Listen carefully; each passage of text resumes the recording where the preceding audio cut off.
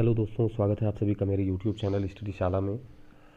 आज 23 जनवरी टीईटी का एग्ज़ाम था, जिसमें हिंदी भाग को लेकर मैं यहाँ पर उपस्थित हूँ और उसको हल कराने के लिए आप लोगों के सामने हूँ।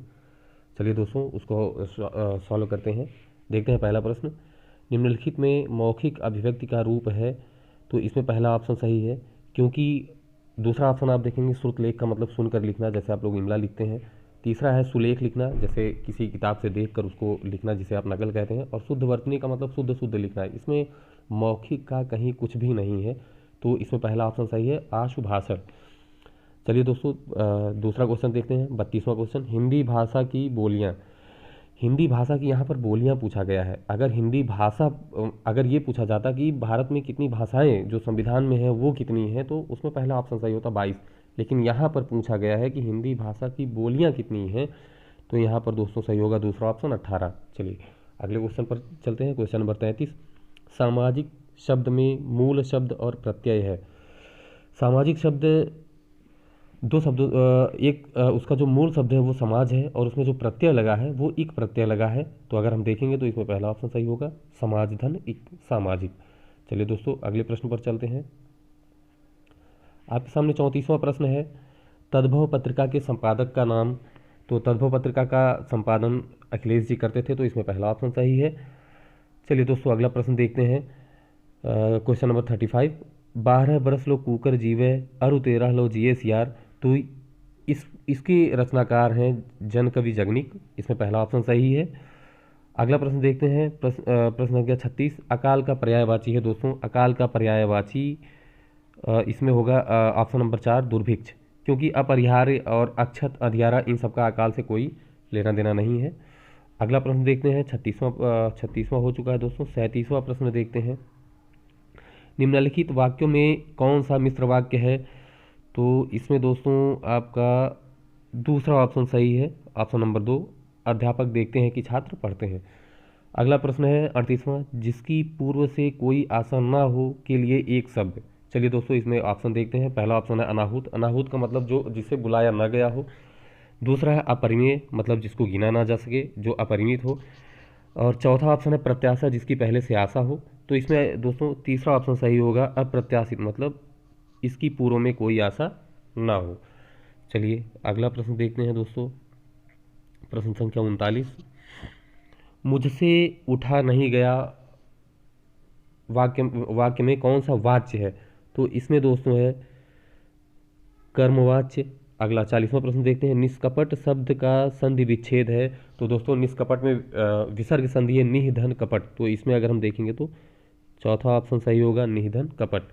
अगला प्रश्न है 41वां प्रश्न है दोस्तों। इस देश में हिंदी भाषा का प्रयोग लिखने एवं बोलने के लिए किया जाता है। तो इसमें सही है पहला वाला, मॉरिशस। अगला प्रश्न देखते हैं। प्रश्न संख्या 42। सूर सागर किस भाषा में लिखी गई है। तो ये लिखी गई है ब्रज भाषा में। अगला प्रश्न है 43वां प्रश्न है दोस्तों। वीरों का कैसा हो वसंत कविता किसकी लिखी हुई है। तो ये सुभद्रा कुमारी चौहान जी ने लिखा है। 44वां प्रश्न है। क्षेत्रीय में कौन सा विशेषण है। क्षेत्रीय में कौन सा विशेषण है। तो इसमें है गुणवाचक विशेषण। अगला देखते हैं दोस्तों। चौराहा शब्द में समास है। चौराहा शब्द जैसा कि आप सभी जानते हैं, जहाँ पर संख्या की बात होती है तो वहाँ द्विगु समास होता है। तो यहाँ पर है दूसरा ऑप्शन सही है, द्विगु समास। अगला प्रश्न है 46वां प्रश्न। निम्नलिखित में से किस शब्द की वर्तनी सही है। तो दोस्तों ये बहुत बार पूछा गया प्रश्न है, और इसमें जो है तीसरा वाला ऑप्शन सही है, अनुग्रहित। 47वां प्रश्न देखते हैं दोस्तों। निम्नलिखित में से शुद्ध वाक्य है। तो शुद्ध वाक्य इसमें पैतृक, इसमें तीसरा ऑप्शन सही है। तो 47वां प्रश्न जो है हो गया। अब आगे चलते हैं हम लोग 48वें प्रश्न पर। श ध्वनि का उच्चारण स्थान क्या है। इचु यशा नाम तालु। तो इसमें जो है तालव्यशा भी बोलते हैं इसको, तो इसमें दूसरा ऑप्शन सही है। अगला प्रश्न देखते हैं 49वां। अत्यंत शब्द में प्रयुक्त उपसर्ग है। जैसा कि आप सभी जानते हैं कि उपसर्ग पहले लगता है। अत्यंत का अगर आप संधि विच्छेद भी करेंगे तो उसमें भी अति धन अंत होगा। तो इसमें जो उपसर्ग होगा वो अति होगा। तो इसमें पहला ऑप्शन सही है। 50वां प्रश्न देखते हैं। उपत्यका का अर्थ है। उपत्यका का अर्थ होता है जो पर्वत के पास की भूमि होती है उसे उपत्यका कहा जाता है। तो इसमें पहला ऑप्शन सही होगा, 50वें का पहला ऑप्शन। चलिए दोस्तों, 51 से 55 तक के लिए आप ये पूरा पैराग्राफ पढ़ लीजिएगा, मैंने तो पढ़ लिया है। तो मैं आप लोगों को सीधे उत्तर पर लेकर चलता हूँ। चलिए, 51वां प्रश्न है, घुमक्कड़ में कौन सा प्रत्यय है? तो प्रत्यय जो है किसी भी मूल शब्द के पीछे जाकर लगता है। तो इसमें घुम जो होता है वो मूल शब्द होता है और अक्कड़ जो है वो प्रत्यय है। तो इसमें चौथा ऑप्शन सही है। चलिए दोस्तों, चलते हैं 52वें प्रश्न पर। महावीर स्वामी का जन्म कहाँ हुआ था? अगर आपने अभी तक जो है पैराग्राफ नहीं पढ़ा है तो हम आपको दिखाते हैं। देखिए, यहाँ पर दिया गया है कि वैशाली में जन्म लिया। तो इनका जन्म कहाँ हुआ था? वैशाली में। तो इसमें कौन सा ऑप्शन सही रहेगा? ऑप्शन संख्या 3। चलिए दोस्तों, अगले प्रश्न पर चलते हैं। स्वच्छंद में कौन सी संधि है? तो स्वच्छंद में कौन सी संधि है? व्यंजन संधि। तो स्वच्छंद में व्यंजन संधि है। अगला प्रश्न देखते हैं। महात्मा बुद्ध ने जब बुद्धत्व प्राप्त किया तब उनकी अवस्था कितनी थी?